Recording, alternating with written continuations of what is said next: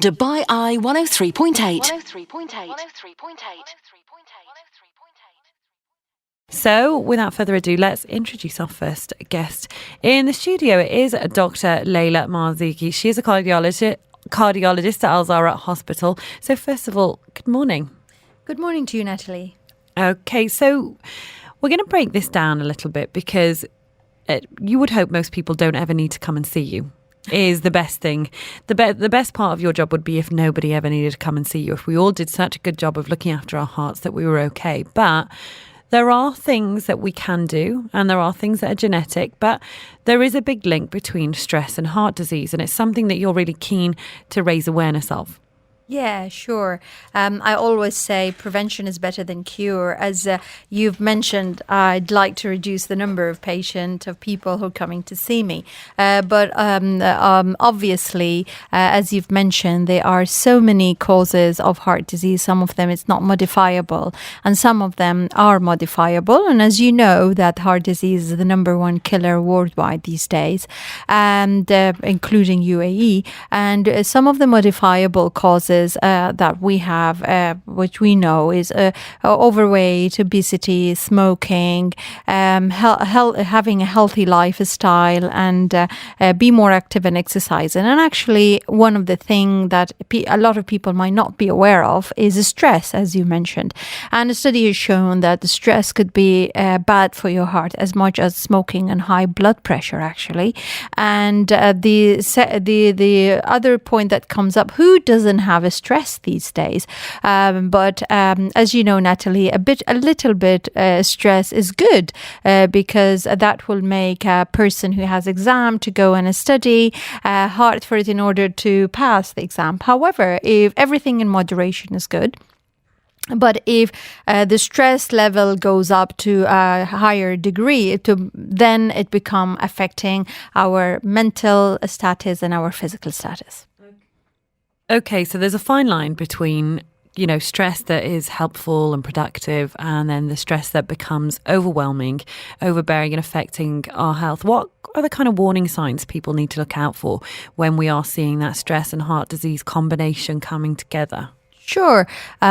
First of all, we have to tell people what is stress. I mean, when can a person tell that they are under stress and they need to do something about it? Stress is feeling uncontrol of the situation that the person is in, and then they feel that their demand is more than their capability, and they feel that they are small in front of the situation or a problem that they are in. Then what will happen is people react differently to stress according to their personality. Some people, they just become very agitated, very irritated. Their mood changes. They become short temper. Some people, they just very quiet and they don't talk, and they become withdrawn and they go into depression. So it differs from person to person. But if you'd like to come back to the heart, what are the stress symptoms? If somebody is having a stress and is causing the heart problem, that is kind of like symptoms is like the sign and the symptoms like any other disease of heart disease, like they get chest pain. I get a lot of young people in the clinic and they're suffering from palpitation.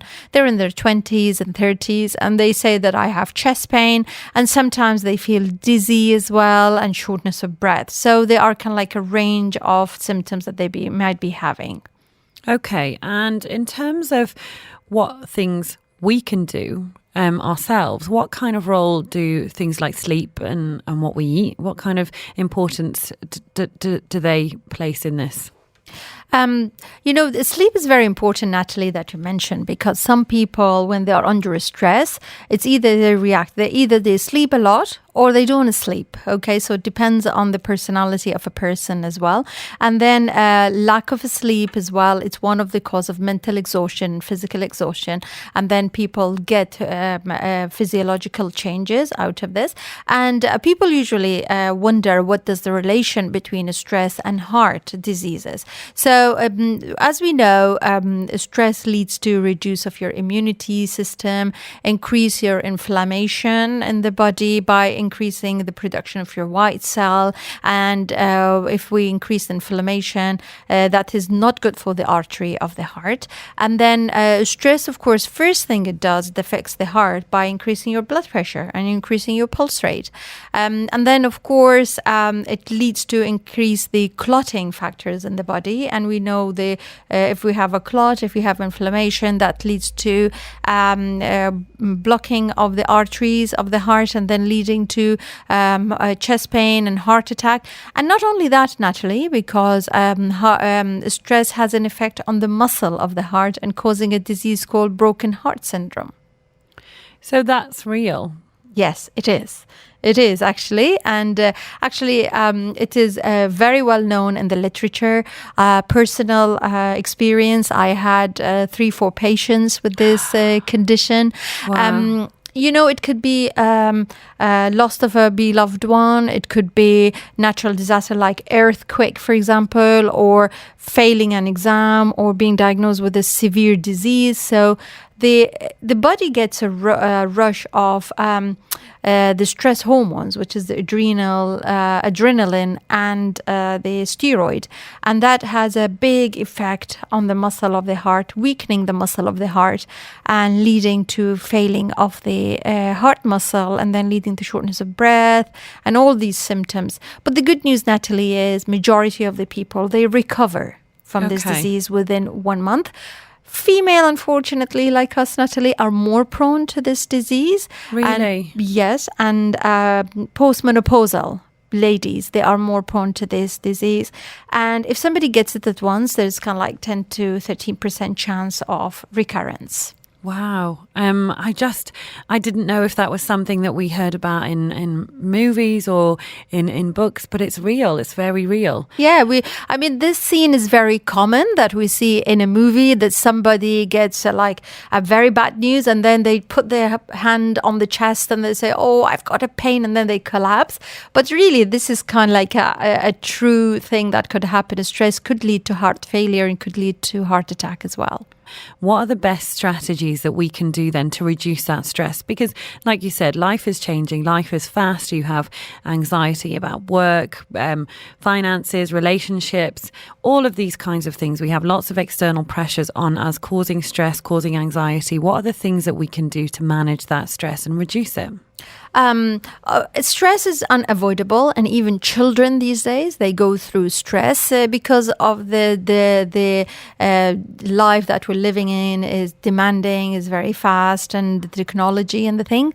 As I said, a little bit of stress is good, but too much stress is not good. And there are two types of stress, like something that could sudden stress or chronic stress. For example, Natalie, people who are scared of losing their job, they're 20% more prone of having heart attack than people who are living happily with their job and they've got job security and stability. And first of all, what we need to do is to be able to recognize the symptoms that we are under stress and then do something about it. So the question, what do we need to do about it, is first of all, we don't need to smoke. And we don't need to increase our alcohol intake because we are under stress. Because a lot of people under stress, they become addict to drugs and alcohol and the things and smoking. So we should not be doing that. I think having a me time is always a good time. And then it's good to release your stress. And I call it to recharge your battery. Yeah. Having enough time to sleep and learning to say no when something is beyond your capability. It's a good thing. The power of no is huge. Exactly. Yeah. And know your limit. What is your limit? And don't go beyond that and don't push yourself. And meditation is very good. And then, of course, we know exercise, regular exercise. By regular exercise, I mean 30 minutes walk every day or 3 times a week with moderate to vigorous exercise, because exercise releases happiness hormones. So that will help us a lot. And then some people who are under stress, they eat too much or they don't eat. So balance of healthy food is always a good idea. And finally, when it's time for medical intervention or medication, what is the sort of what do you kind of medications do you offer when people come to you with such heart problems? What's a typical kind of thing? Well, when they come to us, they come with the different symptoms, and sometimes stress could cause high blood pressure. Sometimes could cause irregular heartbeat. Sometimes could cause heart attack or heart failure. So all depends on what are the symptoms and what are the disease they're presenting with. And then stress also leads to increase of your cholesterol level, and then indirectly affects the heart. So it all depends on what are the symptoms and what are the disease, and based on it we treat people. Some people, they need a psychologist / psychiatrist review, and I encourage people, if they think that they need that help, they should not be stigmatized by it, and they should go and seek the help. Okay, so get to the root cause of the problem as well as the practical solutions there. Big thank you to our guest. A few people texting in for Dr. Layla Marzooqi. She is a cardiologist at Zahra Hospital. So if you're looking to find her, that's where you can get her. Big thanks for coming on. And it's a real important subject to highlight. So thank you. Thank you for having me. This is Dubai Eye 103.8.